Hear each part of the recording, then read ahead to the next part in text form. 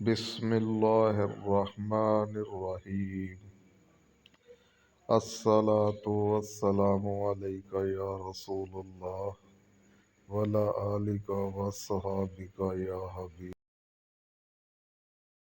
حضرت حاجرہ رضی اللہ تعالی عنہا حضرت اسماعیل علیہ السلام کی والدہ ہیں، جناب ابراہیم خلیل اللہ علیہ السلام کی اہلیہ ہیں۔ میں نے پہلے بھی ایک دفعہ کہا تھا، پھر کہتا ہوں کہ آج کل نا کاکروچ دیکھ کے، چھپکلی دیکھ کے چیخ مارنا، یہ خوف نہیں، یہ فیشن ہے۔ اسے پتہ چلتا ہے کہ یہ برگر فیملی ہے، اسے پتہ چلتا ہے یہ امیر لوگ ہیں۔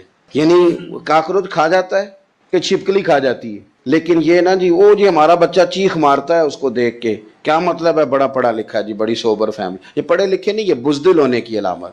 کمزور پڑھنا، ڈرنا، خوف کھانا، اللہ تبارک و تعالیٰ پر ایمان رکھتے ہوئے توکل میں کمزوری کرنا، معاذ اللہ۔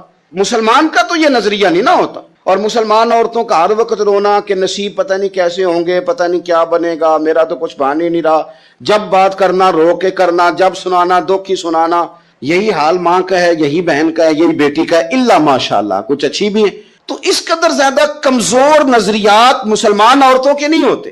اور پھر ساری زندگی اگر یاد کرنا ہے تو دکھ یاد کرنا ہے، سکھ نہیں یاد کرنا۔ زندگی کے اندر جہاں کسی جگہ آزمائش آئی اس کا ذکر روز کرنا ہے، اور جو آسانی آئی ان کو بھول جانا ہے۔ حضرت حاجرہ کو جناب ابراہیم خلیل اللہ علیہ السلام چھوٹا سا بیٹا دے کے وادی غیر ذی زرع میں چھوڑ آئے، اتنی سی کھجوریں، ایک مشکیزہ پانی کا۔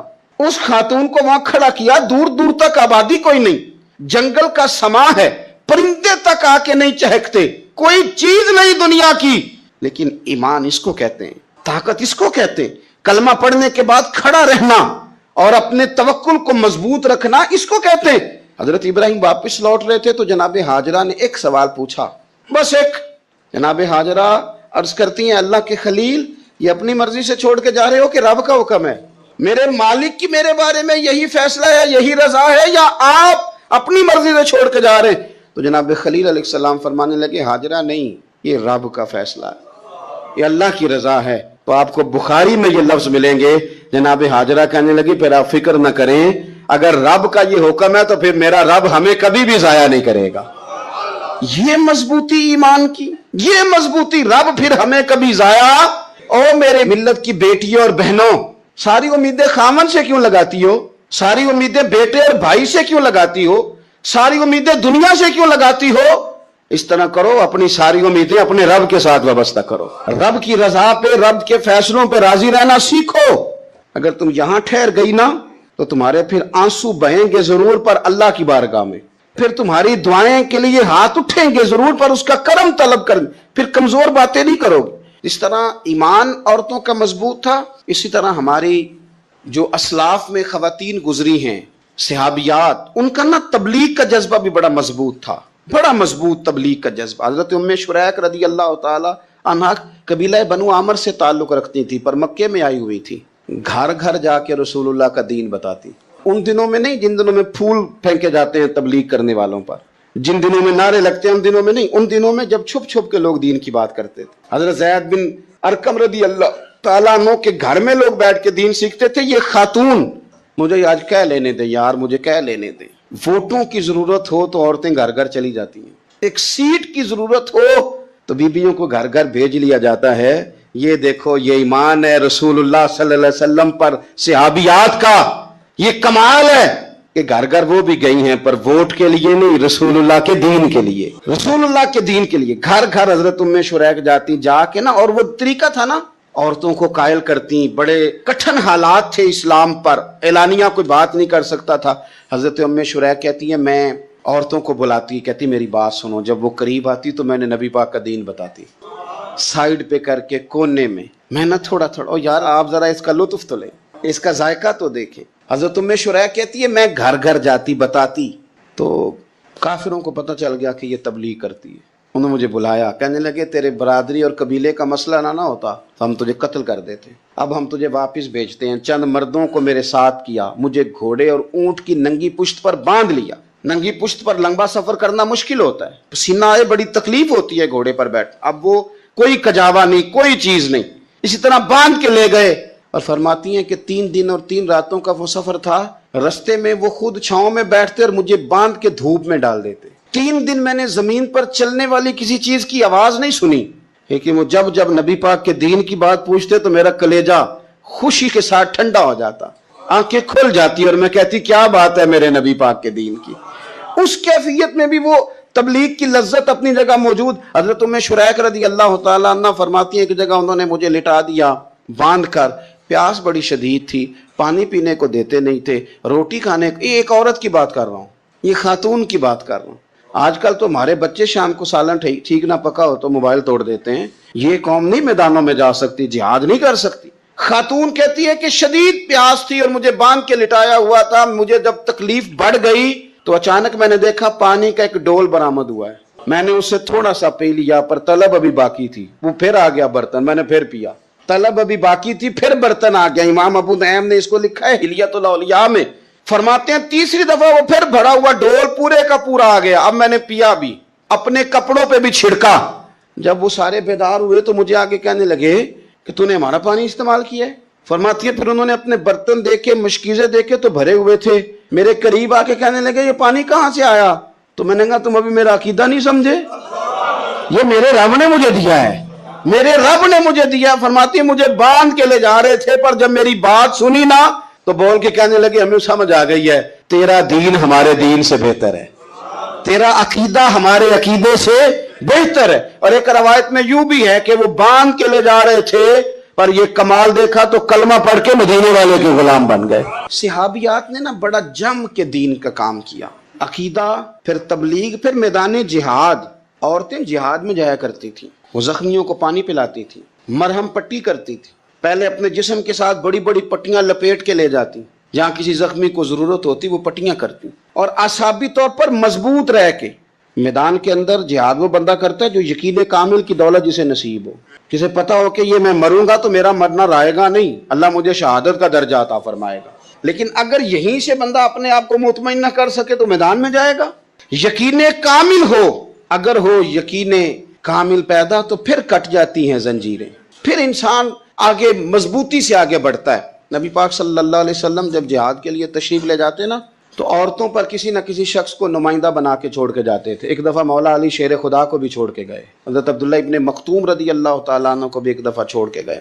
ایک موقع پر نا حضور نے عورتوں کو ایک جگہ پہ چھوڑا پیچھے، تو وہ قلعہ تھا حضرت حسان بن ثابت رضی اللہ تعالیٰ عنہ، بڑا مضبوط قلعہ تھا، اس قلعے کے اندر خواتین ساری محفوظ کر کے ان کو وہاں بٹھا دیا گیا، حضور جہاد کے لیے چلے گئے۔ اب وہاں قلعے میں عورتوں کو اس لیے رکھا گیا تھا کہ یہاں یہودی بھی ہیں، تو ایسا نہ ہو کہ ہم باہر لڑیں تو وہ اندر سے کوئی شرارت کر دیں، لہٰذا عورتیں محفوظ رہیں۔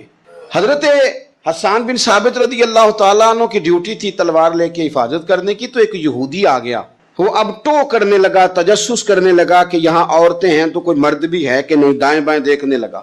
حضرت صفیہ رضی اللہ تعالیٰ عنہ نے توجہ کی اور جناب حسان بن ثابت سے کہنے لگے 1 منٹ لگا اس کی گردن مار دے، ایسا نہ ہو کہ یہ جا کے بتا دے، گردن اڑا دے۔ حضرت حسان بن ثابت ذرا تھوڑی کوشش کرنے لگے، ارادہ کرنے لگے، آگے بڑھنے لگے، تو ابھی وہ تیاری میں ہی تھے تو حضرت صفیہ رضی اللہ تعالیٰ عنہ خود نکلی پیچھے سے ہو کے، ذرا سا ایک ستون کے پیچھے چھپی، ہاتھ میں بڑا سا ڈنڈا پکڑا، وہ آپ کے قریب سے گزرنے لگا۔ تو یہ خاتون کی بات کر رہا ہوں، خاتون کی، کسی مرد کی ضرورت ہے عورت کو تنگ کر جائے؟ شرط یہ ہے کہ عورت کے اندر بھی تو غیرت ایمانی ہو نا، اس کے اندر بھی تو وہ قوت ہو نا، ایسا نہ ہو کہ وہ کمزور پڑ جائے۔ ہاتھ کے اندر ڈنڈا تھا، جب وہ یہودی پاس سے گزرنے لگا تو اللہ اکبر کہہ کے بی بی نے اتنے زور سے مارا ڈنڈا، حضور کی پھپھو نے ایک ہی ڈنڈا کھایا اور وہ زمین پہ ڈھیر ہو گیا۔ حضرت صفیہ نکلی اور جناب حسان بن ثابت سے کہنے لگی مجھے آتی ہے شرم، چونکہ جب کسی کو مار دیا جائے تو اس کا مال مال غنیمت ہے نا کافر کا، اب اس کی زرہ اتارنی ہے، اس کی تلوار لینی ہے۔ فرمایا مجھے شرم آتی ہے، وہ مرد ہے، اس طرح کرو، مار میں نے دیا، سامان تم اتار کے لے آؤ۔ یہ قوت تھی مسلمان عورتوں کے اندر، یہ شوق تھا، یہ جذبہ تھا۔ ہمارے ہاں نا وہ روز روز کی کمزوریاں، عورتوں کا روز آنسو بہانا اور جہاں بھی سنانا دھوکھی سنانا، اس نے انہیں کمزور کر دیا ہے۔ آپ کے ذہن پہ چیزیں سوار ہو جاتی ہیں نا، تو یہ جو مرد زیادہ رہتے ہیں نا عورتوں کے ساتھ، زیادہ وقت گزارتے ہیں، زیادہ داستانیں سنتے ہیں، ان میں وہ ساری چیزیں پیدا ہو جاتی ہیں۔ آپ نے ناراض نہیں ہونا، میں دعوے سے کہتا ہوں کہ جو جوان اپنی اماں کے اور ابا کے شکوے کرنے لگ جاتا ہے نا، اس نے 1.5 گھنٹہ باتیں سنی ہیں بی بی کی، ایسے مفت میں نہیں شکوے کر رہا، اس نے ہلکا ہلکا کہیں جی بھی کیا ہے، تو تب یہ ساری کہانیوں نے جنم لیا. آپ جس کی صحبت میں بیٹھیں گے اس کا کچھ نہ کچھ اثر. بلکہ عارف رومی تو کہتے ہیں کہ شیر کے بچے کو بکریوں میں چھوڑ دو بکری بن جائے گا. شیر کے بچے کو بکریوں میں چھوڑو وہ بکری ہے.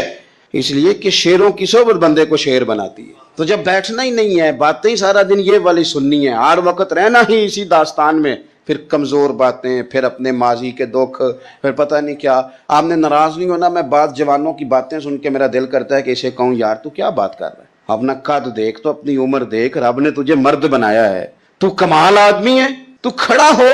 اگر اس طرح امت مسلمہ کے نوجوان رہیں گے تو میدانوں میں کس نے نکلنا؟ بات بات پہ رو جانا, بات بات پہ سہم جانا. حالات کے سہمے ہوئے لوگوں کو بتا دو حالات بدل جاتے ہیں, ایک جیسے نہیں رہتے. آپ کی طبیعت میں دلیری اور وقار ہونا چاہیے. حضرت اسماء بنت ابی بکر صدیق, حضرت صدیق اکبر رضی اللہ تعالی عنہ کی وہ صاحبزادی ہیں جو حضرت عائشہ کی بڑی ہمشیرہ ہیں. رات کو غار ثور میں مرد جاتے ڈرتے ہیں, آج بھی ڈرتے ہیں, اور جناب اسماء نبی پاک کی روٹی لے کے جایا کرتی. پھر اللہ نے ان کو بیٹا دیا, حضرت عبداللہ بن زبیر, یہ حضور کی پھپھی کے نواسے ہیں. حضرت زبیر بن عوام عشرہ مبشرہ صحابی ہیں, ان کے بیٹے ہیں. اور یہ وہ خوش بخت جوان ہے جس کو گٹی نبی پاک نے اپنے لعاب دہن سے عطا فرمائی. یزیدی فوجوں کے خلاف امام حسین کے بعد جو آدمی باقاعدہ مرتب فوج کے ساتھ میدان میں آئے وہ حضرت عبداللہ ابن زبیر ہیں. مرتب کر کے اپنا لشکر لے کے نکلے. حضرت اسماء بوڑھی ہو گئی تھی, 90 سال عمر تھی, نظر نہیں آتا تھا. حضرت عبداللہ ابن زبیر جب لڑے یزیدی فوجوں کے خلاف تو کچھ ساتھی شہید ہو گئے, کچھ کے قدم پیچھے ہٹ گئے. حضرت عبداللہ ابن زبیر ماں کے پاس آئے اور ماں سے آ کے کہتے ہیں اماں میرے کچھ ساتھی کمزور پڑ گئے, کچھ شہید ہو گئے, اور یہ بڑے سخت لوگوں کی فوج سے ہمارا مقابلہ ہے. تو اس وقت تیرے ساتھ کوئی خدمت گزار نہیں, میں تیرا اکیلا سہارا ہوں. ماں تو بتا میں کیا کروں, آگے جاؤں کہ واپس مڑوں؟ نابینا ہیں حضرت اسماء, عمر ہے 90 سال. بیٹے کی پشت پہ ہاتھ رکھ کے کہتی ہیں پتر پہلے یہ بتا کہ تو حق پہ ہے کہ نہیں, تو حق پہ ہے کہ نہیں. ان ماں کی گود میں اسلام پلا کرتا تھا, حق پہ ہے کہ نہیں.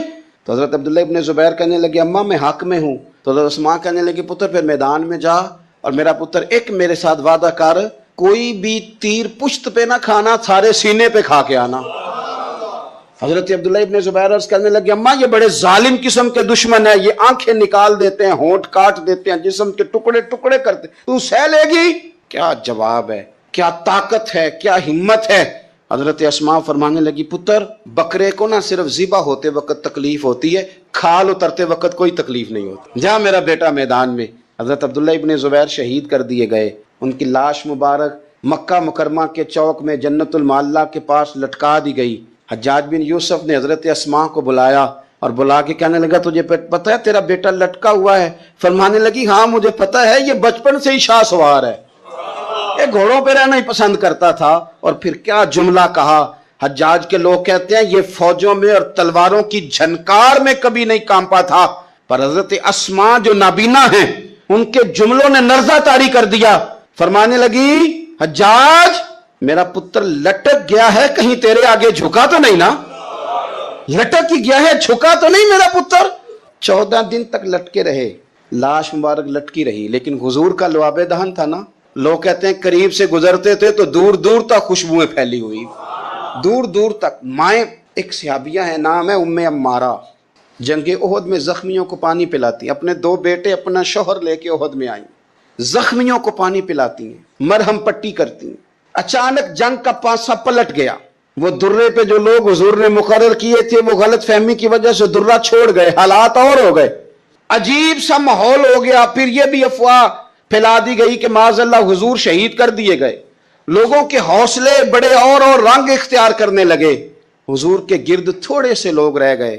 او میرے بھائیوں, او ملت کی بیٹیوں بہنوں, یہ ہے تمہارا انداز دین کی خدمت میں, یہ خواتین کا انداز ہوتا ہے.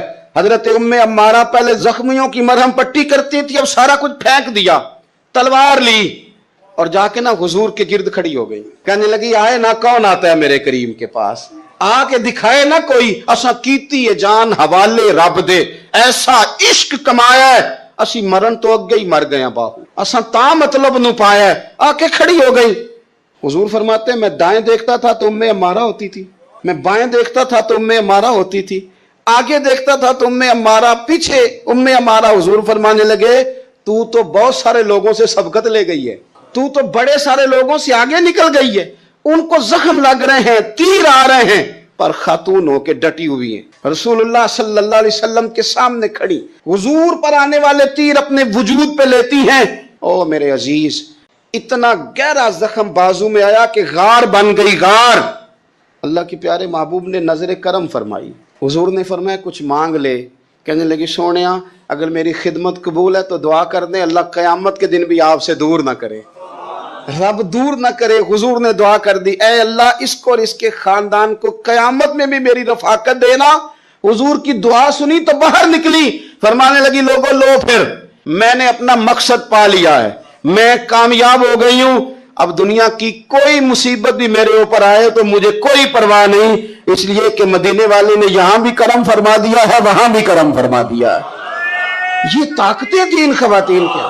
ایک تابعی بزرگ تھے حضرت ابو عبد الرحمن فروغ، صاحب تاریخ بغداد نے لکھا ہے وہ جہاد پہ چلے گئے، 30,000 دینار اپنی بیوی کو جاتے دفعہ دے گئے، کہنے لگے لو پاس رکھ لو، اور بیٹا بھی ماں کی گود میں ہی تھا، کچھ نے لکھا پیدا ہو چکے تھے، کچھ کا کہنا ہے کہ ان کے جانے کے 1-2 ماہ بعد بیٹے کی ولادت ہوئی، اور بیٹے کا نام کیا ہے؟ ربیہ بن ابو عبد الرحمن۔ اور یہ بیٹے وہ ہیں جو حضرت امام مالک جیسے لوگوں کے استاد ہیں، حضرت حسن بصری جیسے لوگوں نے ان سے پڑھا، خود جہاد پہ چلے گئے۔ آج تو فوجیوں کی نوکری ہے نا جی، ان کا یہ نظام ہے کہ وہ جاتے ہیں، انہیں تنخواہ ملتی ہے، چھٹی پہ آتے ہیں۔ اس زمانے میں یہ تھا کہ مال غنیمت سے حصہ ملتا تھا، اور فتوحات کا یہ طریقہ تھا کہ یہ علاقہ فتح ہوا تو آگے چلے گئے، وہ فتح ہوا تو آگے چلے گئے، وہ فتح ہوا تو آگے چلے گئے، کسی نے لوٹنا ہے تو پابندی نہیں تھی، لوٹ سکتا ہے۔ کچھ لوگ جہاد میں ہی رہتے تھے۔ حضرت ابو عبد الرحمن فروغ 27 سال جہاد میں رہے، 27 سال۔ یہاں تو خاوند باہر ہو تو بہت ساری عورتیں کہہ دیتی ہیں کہ تیرے ابے نے تو صرف پیسے کمائے، مصیبتیں تو ساری میں نے دیکھی ہیں، معاذ اللہ۔ بعض جگہ، سب نہیں لیکن بعض جگہ کہہ دیتی ہیں کہ وقت تے سارے میں کیتے۔ 27 سال شوہر چلا گیا، واپس ہی نہیں آیا، 30,000 دینار دے کے چلے گئے۔ 27 سال کے بعد خیال آیا گھر کا، اب بیٹا محدث بن گیا، عالم بن گیا، اور کمال یہ کہ رہتے کہاں تھے؟ حضور کے مدینے میں، مدینہ النبی میں، مدینہ منورہ میں صلی اللہ تعالی علیہ وسلم۔ اور ان کے صاحبزادے حضرت ربیہ یہ مسجد نبی میں، حضور کی مسجد میں بیٹھ کے نبی پاک کی حدیث پڑھایا کرتے۔ آئے گھر، دروازے پہ دستک دی، صاحبزادے نے دروازہ کھولا، نہ باپ بیٹے کو پہچانتا ہے نہ بیٹا باپ کو۔ جناب ابو عبد الرحمن اندر داخل ہونے لگے تو صاحبزادے نے کہا بوڑھے میاں میرے گھر میں بغیر اجازت کے کیوں داخل ہو رہے ہیں؟ تو وہ کہنے لگے تو بتا تو نے میرے گھر پہ قبضہ کیوں کر رکھا ہے؟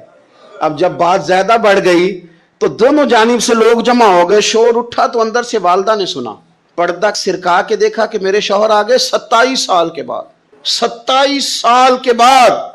آپ اپنے صاحبزادے سے کہنے لگی بیٹا ان کو اندر آنے جو تمہارے والد ہیں۔ بڑا روئے باپ بیٹا، بڑا روئے۔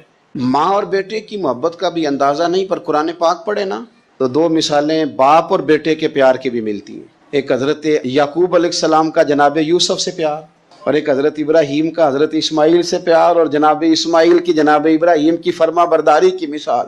اس کا بھی جواب کوئی نہیں۔ باپ اتنا رو رہے ہیں اور بیٹے کی یاد میں، اس کا بھی اندازہ کوئی نہیں کر سکتا۔ باپ بیٹا مل کے بڑا روئے۔ عصر کی نماز کا وقت ہو گیا، حضرت ربیہ جو محدث ہیں وہ وضو کر کے مسجد شریف چلے گئے۔ یہ ابھی چونکہ سفر سے آئے تھے، انہوں نے کھانا وانا کھایا، تھوڑی دیر بیت گئی تو یہ نہیں پوچھا پیچھے حال کیا رہا، پوچھتے ہیں اپنی بیوی سے میرے 30,000 دینار کہاں ہیں؟ تو اہلیہ کہنے لگی مسجد جائیں نا، حضور کی مسجد میں عصر پڑھ کے آئیں، پھر میں بتاتی ہوں پیسے کہاں ہیں۔ حضرت ربیہ نے امامہ باندھا، جبہ پہنا، حضور کی مسجد میں بیٹھے اور حدیث پاک کا درس دے رہے ہیں۔ سامنے حضرت حسن بصری جیسے، امام مالک جیسے لوگ بیٹھے ہیں۔ حضرت ابو عبد الرحمن فروغ جو ان کے والد تھے، عصر کی نماز پڑھ کے نا تو پوچھتے ہیں ایک شخص سے، یہ کون ہے نوجوان کالی داڑھی والا، عمر زیادہ نہیں پر کس طرح شوق سے حضور کا دین بیان کر رہا ہے، کون ہے؟ تو بتانے والے نے کہا کہ حضور ایک نا ابو عبد الرحمن نام کے بزرگ ہیں، وہ 27 سال سے جہاد میں گئے ہوئے، یہ ان کا بیٹا ہے۔ یہ سنا کہ میرا پتر اتنا بڑا عالم، چھم چھم آنسو بہے، داڑھی بھر گئی آنسو، حضور کی مسجد میں تشکر کے آنسو، خوب روئے، خوب روئے۔ اٹھے گھر گئے، اور جب آنسوؤں بھرا چہرہ لے کے گھر آئے تو اماں ساری بات ہی سمجھ گئی، کہنے لگی دیکھا ہے وہ بیٹے کو حدیث پڑھاتے، اب پتہ چلا میں نے آپ کے 30,000 دینار کہاں خرچ کیے، میں نے آپ کا پیسہ ضائع تو نہیں کیا؟ حضرت ابو عبد الرحمن فروخ فرمانے لگے رب تجھے صلہ دے اور میری طرف سے بھی دے، تو نے تو کمال کر دیا ہے۔ حدیث تیرا بیٹا پڑھا رہا تھا اور قد میرا اونچا ہوتا جا رہا تھا، سبق تیرا بیٹا دے رہا تھا اور یوں لگ رہا تھا کہ درجے میرے بلند ہو رہے ہیں۔ تو ماؤں نے کمال کیا، انقلاب کیا، بیٹیوں نے بہنوں نے دین کے لیے ہمیشہ اپنا کردار پیش کیا ہے۔ مزاجوں کی سختی، دوسروں کے بارے میں ڈاٹے جذبات، ہمارے رویے ڈاٹے، ہماری طبیعتیں سخت۔ حضرت عبداللہ ابن مسعود رضی اللہ تعالیٰ عنہ نے ایک شخص کو جنازے کے موقع پہ ہنستا ہوا دیکھ لیا، فرمایا آج کے بعد تیرے ساتھ کلام نہیں کروں گا۔